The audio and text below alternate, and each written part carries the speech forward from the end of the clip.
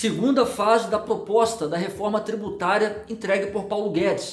O que vai acontecer para nós investidores? Pontos positivos, pontos negativos, é o assunto do vídeo de hoje.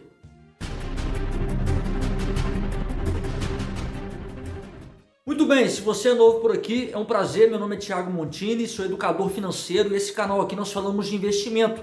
Se é um assunto que te interessa, será um prazer tê-lo conosco, viu? Então vamos lá, vamos falar sobre a reforma tributária. A segunda fase, entregue aí por Paulo Guedes, está dando o que falar. Mas o que muda para nós investidores? Pontos positivos, pontos negativos? Nós vamos falar disso daqui agora. Pois bem, vale ressaltar que essa reforma é uma proposta, tá? Não foi aprovado ainda e tomara que não seja, porque tem pontos positivos, porém os pontos negativos o Ministério da Economia caprichou. Muito bem, vamos direto ao ponto então. A intenção aqui é ser bem simples, porém objetivo, assertivo. Olha só, vamos falar primeiro das coisas boas que eu achei interessante e listei algumas. A primeira coisa que eu achei interessante nessa proposta é a isenção de imposto de renda para a pessoa física. Isso é bacana. Como que acontece hoje?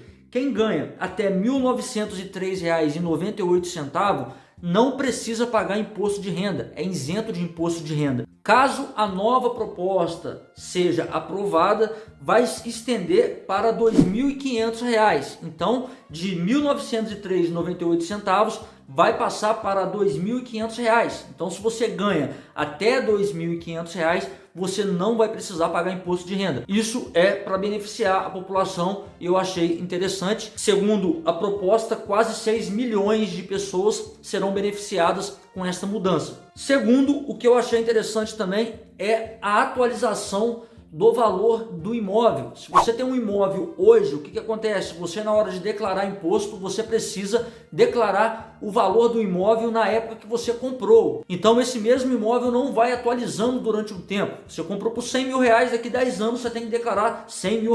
E todos nós sabemos que o valor do imóvel ele vai se valorizando ao longo do tempo, tá? Então, se você quiser atualizar o valor do imóvel, você vai poder, não será obrigado, mas você pode atualizar. Isso é interessante na hora de você vender, pois na hora de vender um imóvel, por exemplo, que você comprou 100 mil, vender ele por 200 mil, você vai ter que pagar imposto em cima de 100 mil. Agora, se você declarar que esse imóvel valorizou, você vai pagar imposto somente na diferença ali. Então você comprou por 100, se valorizou o seu imóvel e ele tem um valor de 150, você vendeu por 180, você paga a diferença ali de R$30 mil só em cima do que valorizou. E antes era 15% a 22,5%. Então, essa tributação passa a ser a 5%, uma dedução aí de 5% em cima do que você ganhou na venda deste imóvel. Essa mudança vai beneficiar também muitas pessoas. Terceiro ponto positivo é a redução de imposto de renda para a pessoa jurídica também, para as empresas. Antes, as empresas pagavam 15% de imposto. Caso essa reforma venha a ser aprovada, as empresas passarão a pagar em 2023 10% de imposto, sendo que 2,5% a partir de 2022 e mais 2,5% a partir de 2023, somando 5% de diminuição no imposto para as empresas. Isso eu achei interessante também. Estará diminuindo aí o imposto pago pelas empresas. Achei bacana. Quarto ponto positivo que eu achei dessa reforma é o fim da tabela regressiva do imposto de renda cobrado aos investidores que investem em renda fixa. Lembra daquela tabelinha regressiva de imposto quando você investe em CDB bancário, LC, fundos de investimentos? Pois bem, esta tabela não vai existir mais caso essa reforma venha a ser aprovada. Essa tabela acontece da seguinte forma: quando você investe em renda fixa, na maioria dos produtos, salvo aqueles que têm isenção de imposto de renda, igual LCI, LCA, CRI, CRA, é te cobrado o imposto segundo a tabela regressiva, que se você sacar o seu investimento em menos de 6 meses, você paga 22,5%. Até um ano você vai pagar 20%. Até um ano e meio você paga 17,5%. Passou de 2 anos, você paga 15% e não diminui mais depois daí. Com essa proposta da reforma, essa tabela será extinta e vai diminuir para esses investimentos 15%, independente da liquidez dos ativos. Então, se você investir hoje e sacar amanhã, você não vai se submeter à tabela regressiva, você vai pagar 15%. Então, este percentual de 15% será único, será unificado em investimentos de renda fixa. Isso eu achei interessante também, porque é menos imposto para o investidor. Quinto e último ponto positivo, no meu ver, são as operações em bolsa de valores também. Antes você pagava um percentual, a partir dessa reforma você vai pagar outro. Por exemplo, mercado à vista, opções e mercado futuro, você paga hoje 15%. Depois da reforma não vai mudar, vai continuar pagando 15%, que é a alíquota mínima, tá? Então, nisso daí não muda. Em opções, mercado futuro, mercado à vista, não vai mudar. Agora, para day trade e fundos imobiliários, vai ter aí uma diminuição de imposto também. Hoje é cobrado 20%.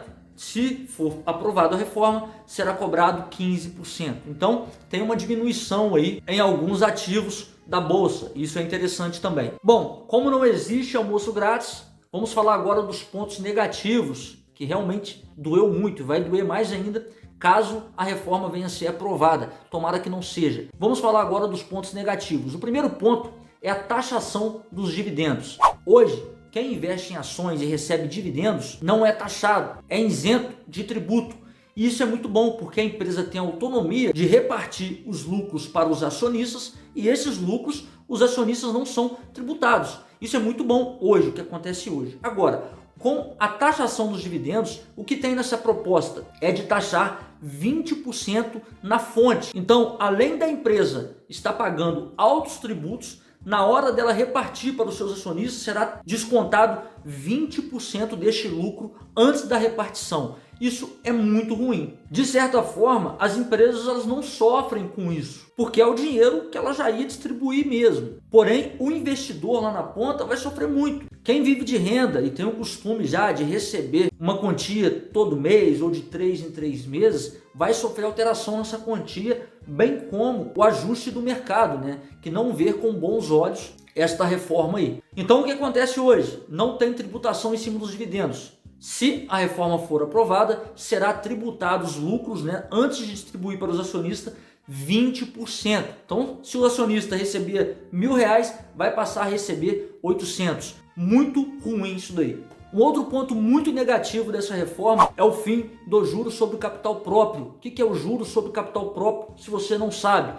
Olha, as empresas têm duas formas de remunerar os seus acionistas.